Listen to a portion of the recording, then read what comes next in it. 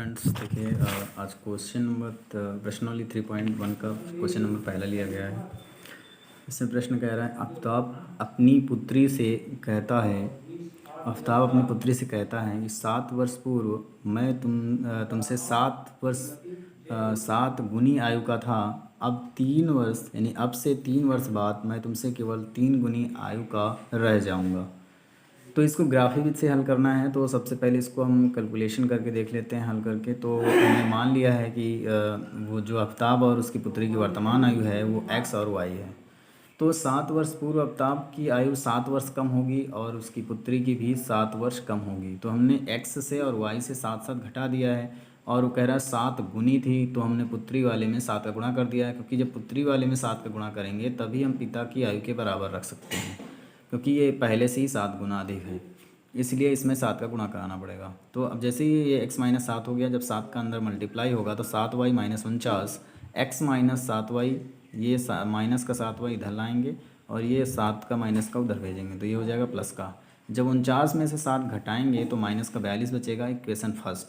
अब कंडीशन दूसरी जो कह रहा है प्रश्न, 3 वर्ष बाद आफ्ताब की आयु और उसकी पुत्री की आयु 3 साल बढ़ जाएगी, तो इसलिए x+3 और y+3, लेकिन ये 3 गुनी अधिक थी तो 3 गुनी पुत्री में कर दिया हमने।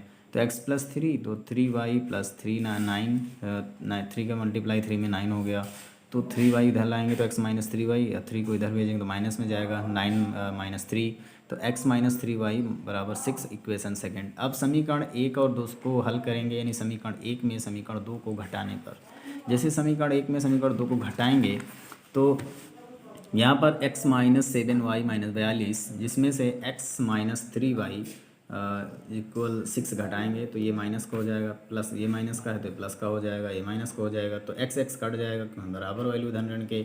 7 में से 3 कट जाएगा -4y, और 42 में से -6 जुड़ेंगे -42 में 48 हो जाएगा, माइनस माइनस कट जाएंगे, 4 से भाग करेंगे तो 12 आ जाएगा, यानी पुत्री की आयु 12 आ गई। अब y का मान समीकरण 1 में रखेंगे, तो y का मान जैसे समीकरण 1 में रख देंगे तो 12 7 84, 84 इधर जाएगा तो प्लस में हो जाएगा, तो x की वैल्यू आ जाएगी 42, यानी पुत्री और पिता की आयु दोनों हमें प्राप्त हो चुकी है। अब इसको हम क्या करेंगे, ग्राफी विधि से हल करेंगे। तो दोनों समीकरणों को रैखिक समीकरण ग्राफी विधि से हल करना है। तो इक्वेशन फर्स्ट और सेकंड ले लेते हैं। फर्स्ट में से हम पहले क्या करेंगे, x का मान निकाल लेंगे और जिसमें हम y मान लेंगे, क्योंकि इसके अंदर ही वैल्यू रहनी चाहिए, तो 5 6 7 ले लेंगे, जिससे इससे अंदर ही वैल्यू आएगी। तो जैसे ही 5 रखेंगे इक्वेशन फर्स्ट में, तो हमें 5 रखने पर -7 प्राप्त होगा, और 6 रखने पर 0 प्राप्त होगा, और 7 रखने पर फिर से हमें प्लस का 7 प्राप्त होगा। तो इक्वेशन फर्स्ट जो हमें बिंदु प्राप्त हुए हैं वो a वाला -7, 5, b में से जो प्राप्त हुआ है 0, 6, c से जो प्राप्त हुआ है 7, 7। अब इसके बाद अगला इक्वेशन नंबर सेकंड देखेंगे। तो समीकरण 2 से जब निकालेंगे वैल्यू, तो इसमें भी y इक्वल हम 1 -1 -2 -3, यानी ये 6 के अंदर की वैल्यू लेंगे, y से 1 2 3। जब y का मान रखेंगे -1 तो हमें प्राप्त होगा 3, जब ही रखेंगे इसको -2 तो प्राप्त होगा 0, जब -3 रखेंगे तो प्राप्त होगा -3। तो इससे जो इक्वेशन सेकंड से बिंदु प्राप्त हुए हैं वो 3 -1, ई बिंदु O -2 और F बिंदु -3 -3। अब हम इसको तालिका में एक निम्न सारणी बना के रख लेंगे, क्योंकि हमें इक्वेशन बनाने में या रेखा बनाने में आसानी होगी। तो y बराबर 5 6 7 जो हमने पहले माना था, इक्वेशन फर्स्ट में रखा था, तो हमें जब 5 रखा तो 7 प्राप्त हुआ था माइनस का, 6 रखा तो 0 प्राप्त हुआ, 7 रखा तो 7 प्राप्त हुआ। इक्वेशन सेकंड की बात करें, अगर -1 रखा था तो 3 प्राप्त हुआ था, -2 रखा तो 0 प्राप्त हुआ था, -3 रखा तो -3 प्राप्त हुआ था। तो हमें जब ये बिंदु प्राप्त हो जाएंगे तो हम एक बनाएंगे रेखा चित्र, जो आप ये देख सकते हैं ग्राफ पेपर में, ये रेखा चित्र है। आप लोग पटरी से बनाइएगा, स्केल का और पेंसिल का प्रयोग कीजिएगा, वरना इसमें रॉन्ग हो सकता है, क्योंकि पेन से एक बार खींच जाने के बाद दोबारा नहीं आप ड्रा नहीं कर सकते लाइन। तो इसके बाद जब ये इसमें हम देखेंगे कि जो सारणी हमें बनाई थी उसी के अनुसार चलेंगे। तो फर्स्ट बिंदु इसमें देखेंगे कि y अधिकतम कहाँ तक है, +7 तक है, और ये -7 तक है, और दूसरे इक्वेशन में -3 या 3 तक है, x और y दोनों।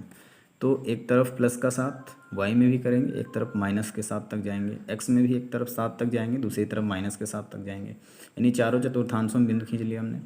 अब पहला बिंदु क्या कह रहा था हमारा, पहला बिंदु हमारा कह रहा है कि जो 5, -7, तो 5, -7 कहाँ पर आपको प्राप्त होगा, तो 7 का -5, क्योंकि भाई 5 तो y है, 7 माइनस का x है, तो x वाला पहले लेते हैं। तो माइनस की वैल्यू देखो, x में 7 यहाँ है, यानी इसके सामने आना चाहिए और इधर 5 के सामने आना चाहिए। ये 5 के सामने, इधर -7 के सामने, ये दोनों आने आ गए। ये बिंदु हो गया, यहाँ पर एक डॉट करेंगे। इसके बाद एक 0, 6, एक बिंदु ये है, इस पर डॉट करेंगे यहीं से लेकर के सारणी से। 7, 7 आया था, तो 7 इसके सामने और 7 इसके सामने, यहाँ एक ड्रा करेंगे। इसके बाद दूसरे में -3, यानी इधर -3, इधर भी -3, इधर एक ड्रा करेंगे।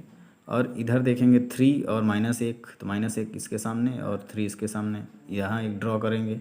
इसके बाद आपका यहाँ ये आपका 6 है, 0, 6, तो यहाँ पर ड्रा करेंगे। अब ये रेखा इन तीनों बिंदुओं से मिला देंगे, ये रेखा इन तीनों बिंदुओं से मिला देंगे। बस यही इसका फिगर का प्रदर्शित रूप है। इतना ही आपको करना है और आगे इसका कुछ नहीं करना है। यहाँ तक इसका सॉल्विंग होता है।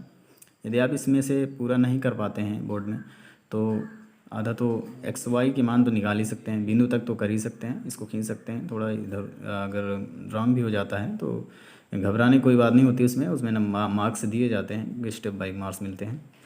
तो ये सवाल तो अगर समझ में आया हो तो वीडियो लाइक कीजिए और चैनल को सब्सक्राइब कीजिए। और नेक्स्ट वीडियो में हम इसका सेकंड पार्ट लेकर आएंगे, जिसमें पेन स्केल और पेंसिल का प्रयोग करके हम आपको दिखाएंगे बना करके। तो चलिए मिलते हैं नेक्स्ट वीडियो में। Thanks for watching.